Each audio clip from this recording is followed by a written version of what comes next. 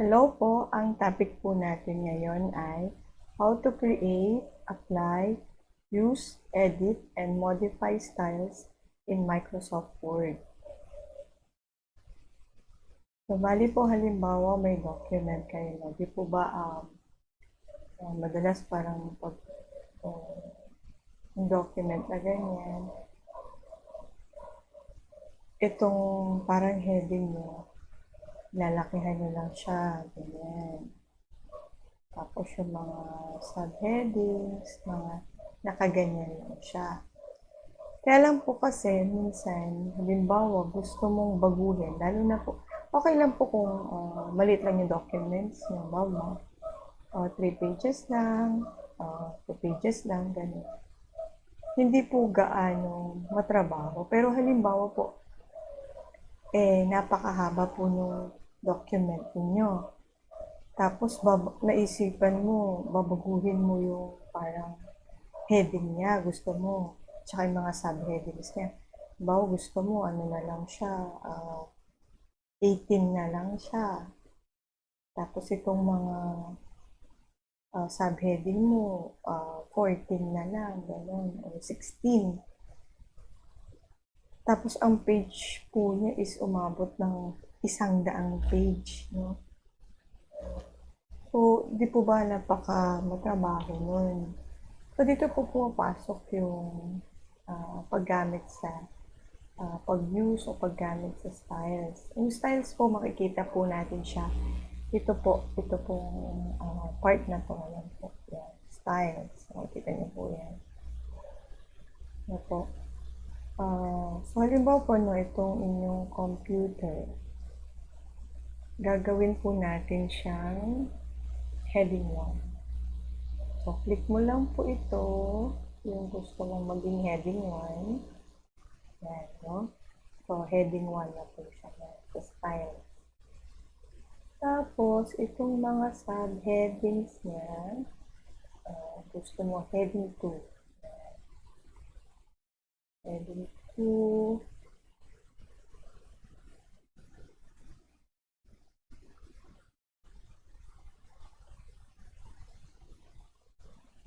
Ibang mga documents pa po. Ay, ibang mga titles pa. So, halimbawa, ganyan. Para hindi na po tayo masyadong umaba. Ito ay 13. Tapos yung sub-heading naman na isa, heading 2. Heading 2 ka dito. Heading 3. Ayan po, heading 3. Click mo siya. Heading 3.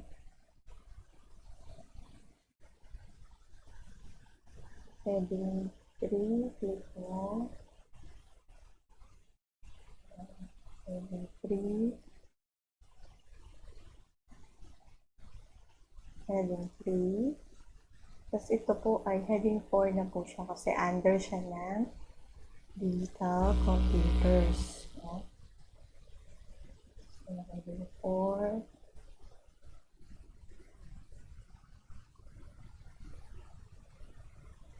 So, ay heading 3. Heading 4. Medyo matrabaho lang po siya sa simula, no? Pero, pag sa pag-edit po yan, makikita niyo po yung ganda nung style. No? Pag kinailangan mong baguhin yung document. Ito. Heading 4. Heading 4. Bawa po. Heading 4. So, nakikita po natin yung kagandahan niya. Explain po natin. So, halimbawa ito po, so paano mo po siya i-edit sa gusto mong style? Kasi di ba, yan na po yung style mo. So, halimbawa gusto mo siyang gawing black siya, no? Yung kulay. Tapos, bold mo siya. Tapos, gusto mo gawing Times New Roman yung font niya. So, nagawa mo na po siya ganon. Gagawin mo lang po dyan, highlights mo siya. Ito. Tapos, heading 1 na to, right-click mo lang po siya. No? So, gusto mo po kasi, ganyan na yung maging no? Ayan po, update, heading 1 to match selection. Style niya. Apo, ayan na po siya. So, halimbawa po, papakita ko lang po sa inyo, no? Pero hindi po ito. So, halimbawa, gusto mong gawing pareho ng style nito. I-click mo lang po yan. Tingnan nyo po. Kinapin niya. Pag kinlik mo yung ganyan, yan na po yung heading 1. No? Ganyan na yung style niya. No? Hindi ka na kailangan magpunta ulit dito, palitan mo siya ng font, ganyan, para mag-match. So, kung ang haba po ng document mo ngayon, napakatrabaho po. Dito ba? So, halimbawa, ito naman pong heading po nyo. Gawin din po natin siyang black. No? Tapos, Times New Roman din. Tapos, bold. So, gusto mo siyang gawin size 14. Ayan, 14. So, punta ka lang po dun sa heading 2. Right-click mo. Update. Heading 2. So, yung heading 2 po, yan, magiging ganyan na po yung style niya. Kita nyo po, ito, di po ba, in-update nyo, ito lang, kala nyo yun lang. Pero sumunod po yung ibang heading 2. Ano po? Yan. Sunod po natin yung heading 3. Ito, heading 3. Yan. Heading 3, update din po natin siya sa black. Gusto natin black. Tapos, Times New Roman, bold pa rin po siya. So, ito po ay 14. Gawin natin kunwari 13. No? So, right-click lang po. Tapos, heading 3, update nyo lang po siya. So, lahat po ng heading 3, kahit po dito makikita nyo na bago po siya dito sa taas. So, lahat po ng heading 3, naging ganun na po yung style. Di po ba? Hindi mo na po kailangan puntahan pa dun sa lahat ng page ng document. Kasi automatic po, ina-update na po siya. Yan. Kita niyo po siya. So, ito pong heading 4 naman yung gawin natin. So, click lang po natin itong heading 4. So, gusto natin naka-italize pa rin, pero black. Tapos, Times New Roman.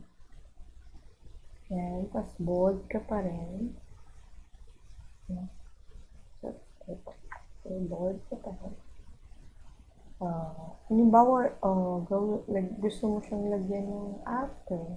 Yan. Ito po may before siya na. 6 before and after. Okay.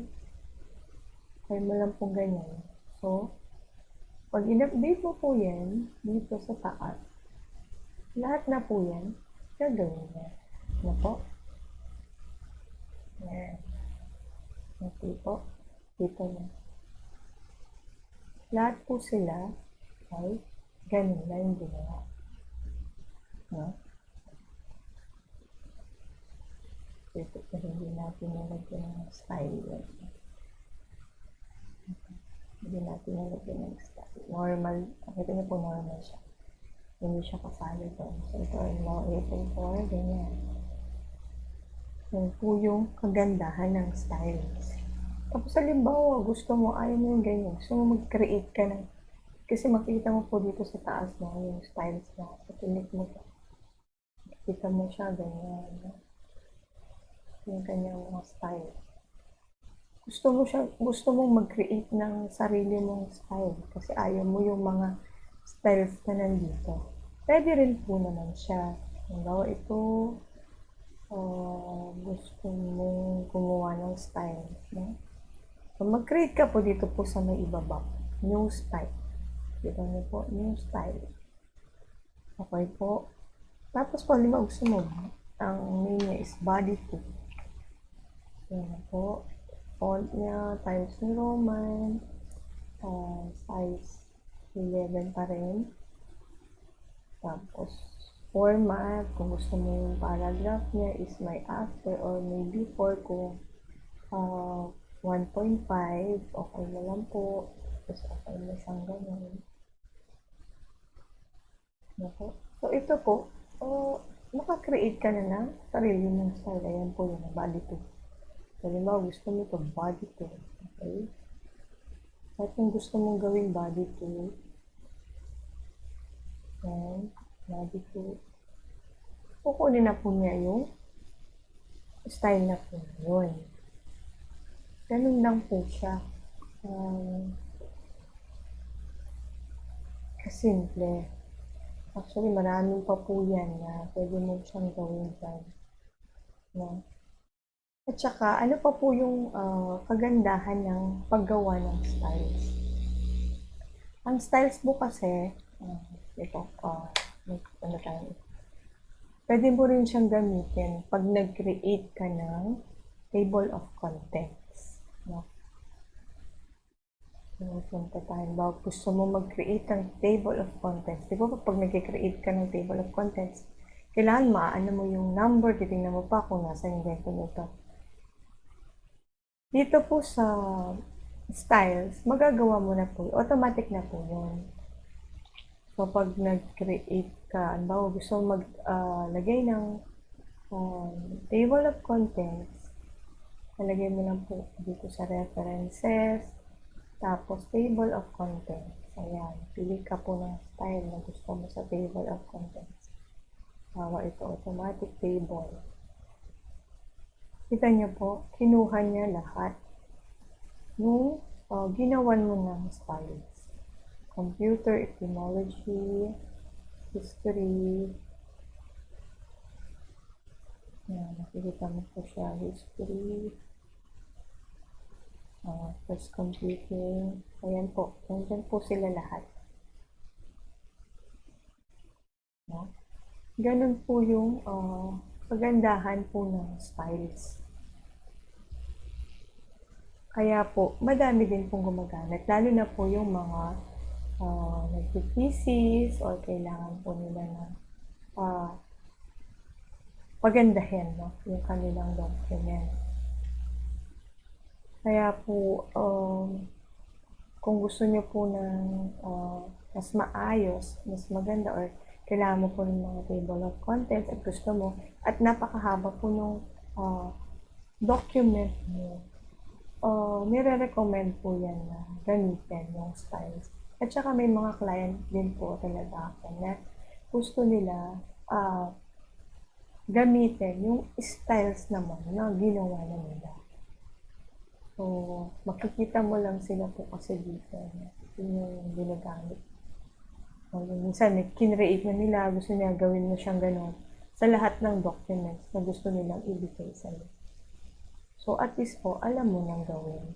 Kaya po, hindi naman po siya gano'n kahirapan. Kailangan mo lang din po talaga na pag-aralan pang mabuti. Kaya po, sana po ay may natutunan po kayo ulit sa akin.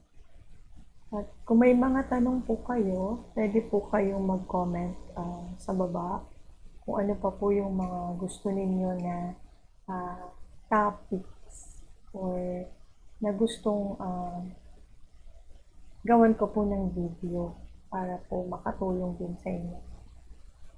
Ano po, sana po ay may natutunan po kayo ulit sa akin. Sa topic ko na how to create, apply, use, edit, and modify styles in Microsoft Word. Salamat po ulit sa panonood. Sana po patuloy pa rin po kayong manood. sa mga iba ko pa pong videos. Thank you po.